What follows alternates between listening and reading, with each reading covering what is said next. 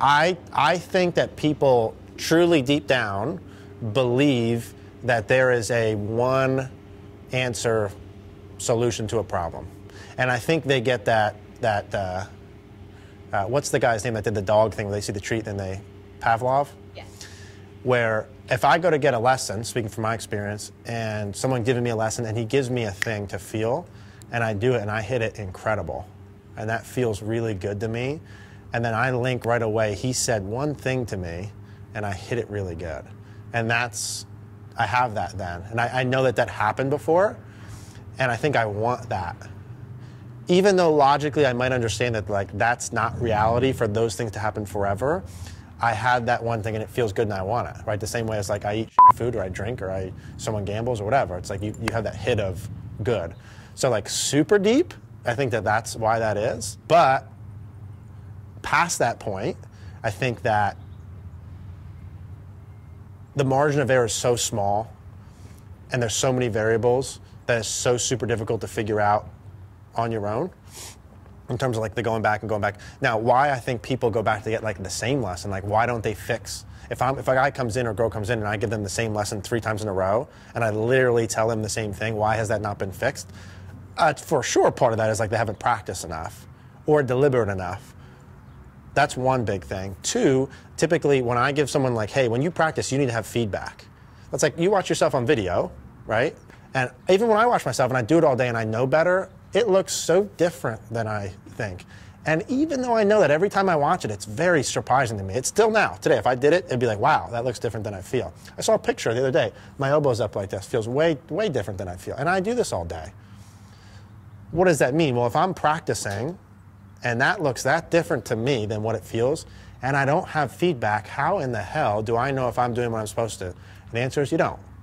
So you couple that, you don't have enough feedback to know if you're doing what you're supposed to do, with not practicing enough, right? With you hit 2 bad shots and then you stop doing it and do something else. With no one exaggerates enough in the beginning, and then voila, you have this thing that things don't change, right? I think that that's super deep in the first part of like, you want that hit of like, that worked good and that felt good. And I think that's almost like you kind of don't have control of that. You know what I mean? Like I'm on this diet plan and then bam, I eat Burger King. Like what the hell was that? You know what I mean? Like kind of not even consciously happen, which is another topic, combined with like there's a lot of stacked up. You have to have super discipline to like go get a golf lesson, do 1 or 2 things and just do those, disregard the results and exaggerate enough to really make a change. That's what it takes. That's the real deal. Someone who changes their mechanics sequentially as you go and really gets better has the discipline to do that without fail. The people that I give the same golf lessons to do not. And that's black and white, and it is what it is, and that's the real, that's honest. This headpiece does not need to happen on every swing you hit perfectly. Let me say that again.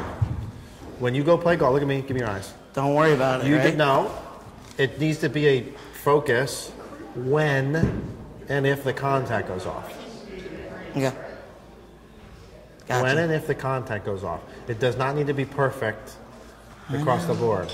You need to start the ball to the left, curve it to the right, and finish to the left. Right? And be able to do big, medium, and small curves with it throughout the course of the year. If you're like deliberate with that, it'll be fun. Through the course of the year, yeah, you should have really good ball control. What you can have happen is, Eric, I can see this text happening right now. Hey, I'm hitting the ball. I'm do this head thing, and it's not perfect. And I shot 76, and this sucks. I'm going to change my driver shaft. Right?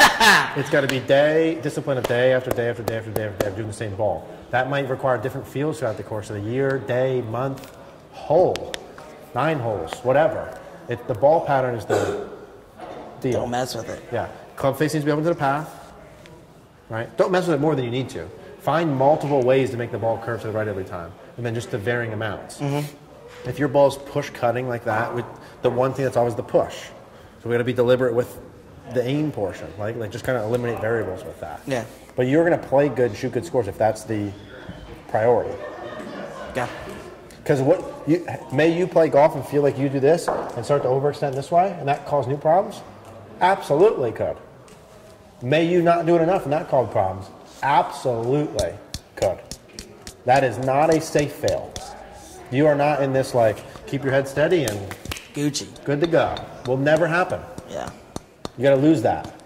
No one person who's ever gotten a golf lesson or given a golf lesson, how many times do you see kids online that go get golf lessons and they're going back the next week or the week after getting the same lesson?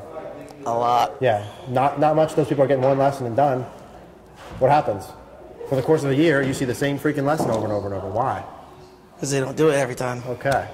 Even these really good guys give them the same lesson for a year, right? If they're so good, why is it fixed? Guys. They got some sort of magic thing. They do Yeah. the same shit. But like you, I got it. you know what I'm saying? Yeah. You just have to be disciplined with the practice stuff.